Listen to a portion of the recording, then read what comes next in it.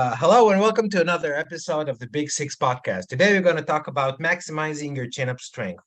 So let's get straight to the point. Liel, you want to introduce the first point? Yeah, and talking about one arm strength, we can understand that there are a lot of ways to program progression towards one arm strength.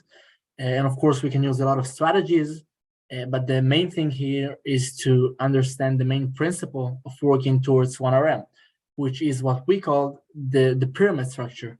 And the pyramid structure is basically to imagine building a pyramid, which in the base of the pyramid, we have volume with submaximal loads.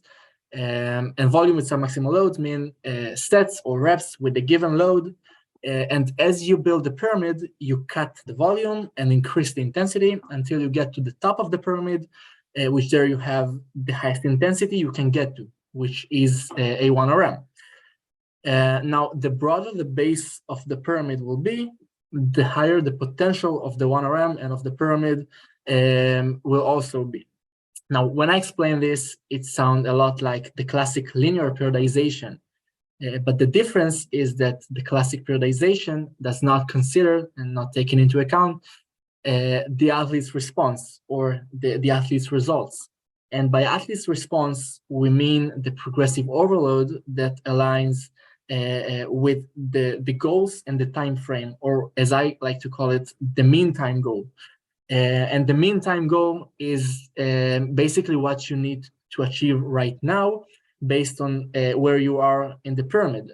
So for instance, if you're at the beginning of the macro cycle, so you're in the base of the pyramid, you can understand that you need to build volume with submaximal loads. So if the athlete is capable of progressing that way on a week-to-week basis and improve the volume with a given load, then that's a positive response. That's for example. But if the athlete is stalled or got to a plateau, then this is not a good response. And my solution, unlike the classic periodization, won't be to cut the volume and to increase the intensity, because then it's just that I took another step up in the pyramid without waiting for the athlete. I'm just narrowing the pyramid without the athlete built the broad base that we meant to do. And that is also our way to face plateaus. First of all, we understand where we are in the pyramid, in which level we are, and what is our mean time goal. And we come up with another strategy that will help us to achieve the mean time goal. Now, a question that may come up is how broad the base of the pyramid should be.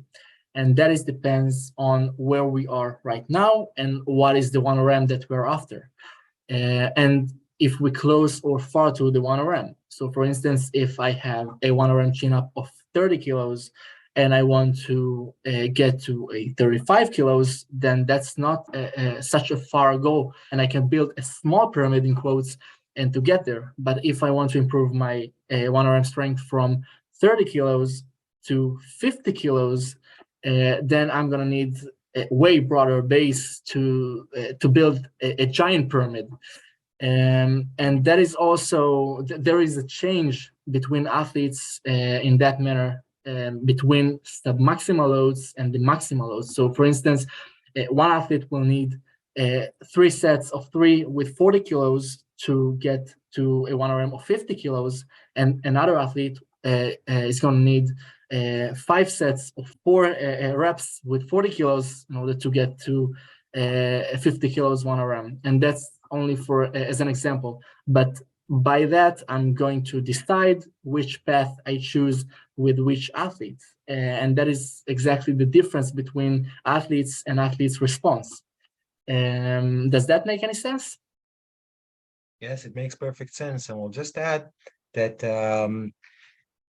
the pyramid approach is a progression that in the macro cycle through months and or even years, you will see eventually a decrease in volume and an increase in intensity in order to improve your max 1RM chin-up strength. But how you get there will be very different based on athletes' responses. So we won't just cut volume and increase intensity because every athlete is unique and based on his or her response, we can accommodate the program better. Yeah, and we want to talk about some of the strategies that we like to prescribe. So Ryan, would you like to talk about that a bit? Yes. So when we talk about training progressions, basically taking the first part and talking more practically how it looks in a training program, we can think about three main progression strategies. And of course, it's not to say that you can't use more training progressions, because we do use them, but it basically runs down to those three. And our three are progressing from high volume to low volume and increasing intensity, and we'll talk about it a bit more. The second one is utilizing top and down sets. And the third one is a combination of both approaches. So let's start with the first one.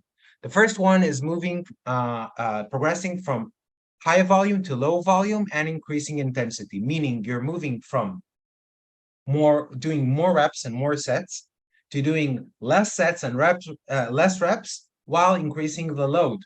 And of course, the end goal is to improve your max chin-up strength for one rep. Okay, and this is basically the linear progression. And one point to consider is that if we look at training volume, so let's say 8 sets of 3 versus 3 sets of 8. So when we look at it from a perspective of total volume, it's the same volume. And some people will say, okay, so you'll get the same response. But no, that's not accurate at all. Because if you look at the nuances, which are not so nuances, we can see big differences between the two. So let's take, for example, the 8 sets of 3. The volume, of course, is the same volume. So when you do 3 reps, the intensity, the weight you can use for each set is higher than 3 sets of 8. So that's one point. The second point is the rest time between sets. So if you do 3 reps and the intensity is higher, you will need a longer breaks between sets in comparison to 3 sets of 8. And of course, the session length will be longer when you do 8 sets of 3. And this is a very important aspect to consider, because the volume is the same, but the athlete's response will be very, very different.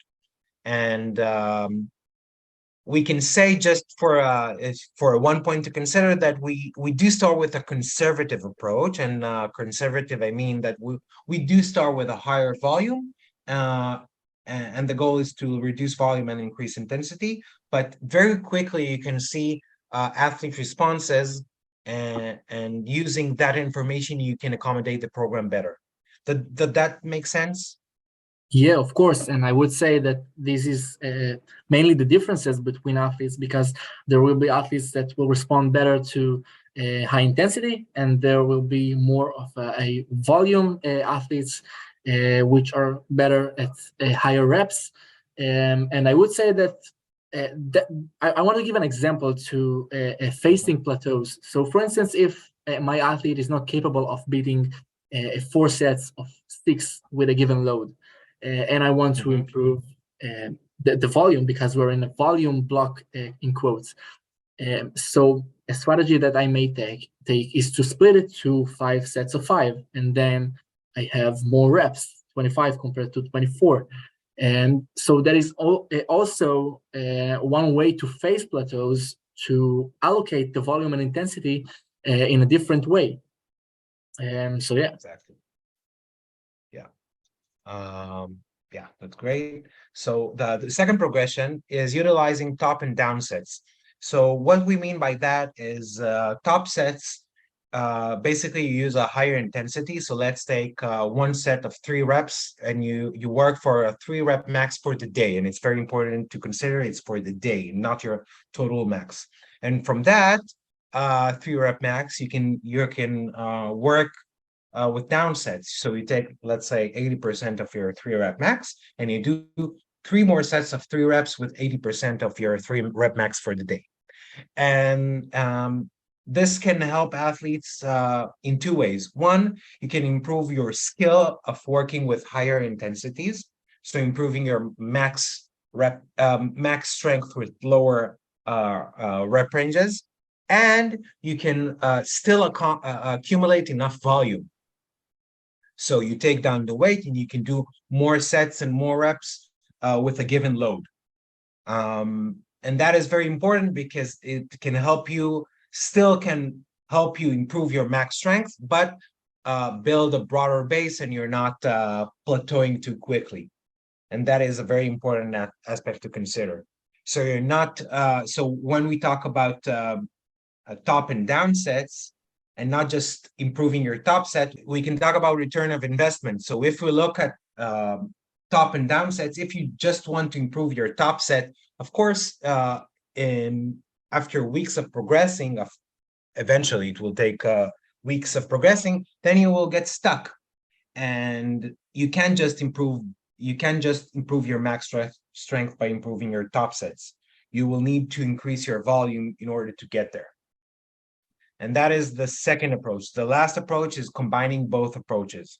So implementing a combination of volume focus days and max effort days. Volume days will allow you to accumulate more training volumes, while max effort day, which refers to training with a higher intensities and lower rep scheme, let's say 1 to 5 reps. The goal is to maintain the skill of intensity in your workouts. And by strategically blending the two, you can improve both max strength and build a broader base of strength using more volume. You want to add something? About the top of and the down sets, I just want to say that we both know that it can give you a boost of progression, and that's the reason why we like to use it so much. But it has diminishing returns because you cannot just improve your 2RM strength on a week-to-week basis, and you will have to narrow it at some point.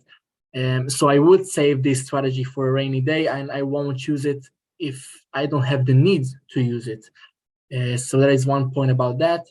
And of course, the other strategy, which is to combine max effort days with the volume days.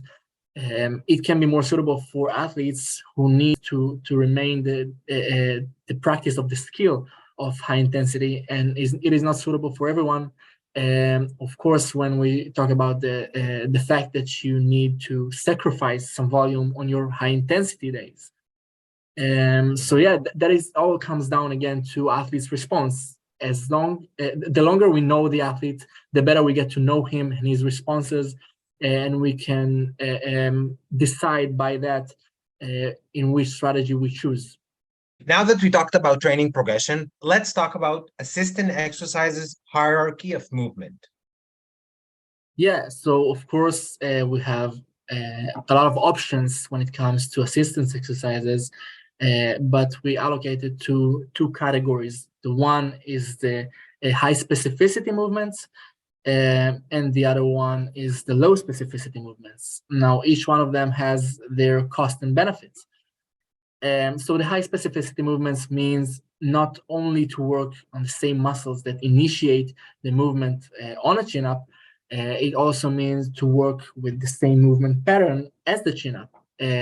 So for instance, something like a pull-up or Australian chin-up, ring rows, these are the movements that you are not only working through pulling pattern, you also pull your own body weight, which we know it is very specific to the chin-up.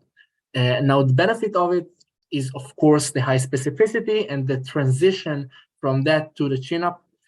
But the cost of it is that they can induce a lot of fatigue and to even interfere with the chin-up if you won't do it correctly.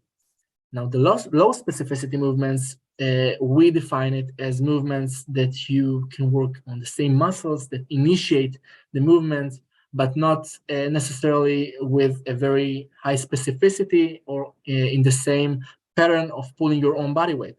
So, for instance, dumbbell rows or bicep curls, these are the movements that can work the muscles that initiate the chin-up, but not at a very high specificity.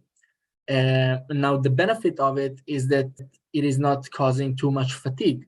So you can do it with a higher volume.